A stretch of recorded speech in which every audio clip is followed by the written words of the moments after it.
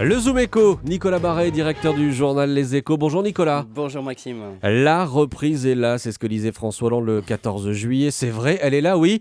Mais aux États-Unis, comment se fait-il, Nicolas, que l'économie reparte là-bas et continue de plonger en Europe ? Alors pour une raison d'abord très simple qui va vous paraître même simpliste, les États-Unis ont tout fait pour que ça reparte et pas nous.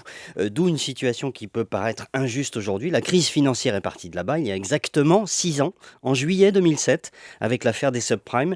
Mais c'est l'Europe qui en paye le prix le plus élevé et aujourd'hui la divergence entre les deux économies est saisissante. La zone euro s'enfonce dans la récession depuis 2012, le chômage s'envole, tandis que les États-Unis renouent avec la croissance et que le chômage recule. Bon, et quelle est leur recette ? Bien, la première recette tient au fait que les États-Unis, via leur banque centrale, la Fed, n'ont pas hésité à acheter des centaines de milliards de dollars d'actifs. Je m'explique, l'économie américaine était en fait plombée par l'effondrement du marché immobilier. La banque centrale a donc racheté des milliards et des milliards de prêts immobiliers, ce qui a permis d'assainir le marché. En Europe, si la BCE avait fait la même chose en Espagne ou en Irlande, par exemple, on aurait évité une grande partie de la crise de la zone euro. La deuxième recette est liée à la première. Les États-Unis ont nettoyé leur système bancaire au Karcher. Des centaines de banques, près de 500, ont fait faillite. Mais à l'arrivée, le système, là encore, a été assaini. Et du coup, les banques prêtent de nouveau. En Europe, on a étalé le problème. Et 6 ans après le début de la crise, il n'est toujours pas totalement réglé.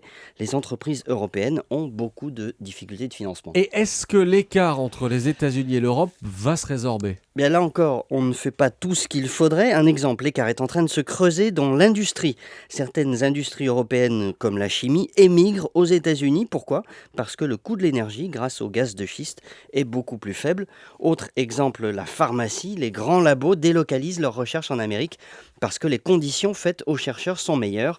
Dans cette crise du siècle que nous traversons, l'économie américaine montre son incroyable capacité à se transformer, tandis que l'économie européenne éprouve les plus grandes difficultés à le faire. C'est aussi cela qui explique les écarts de croissance.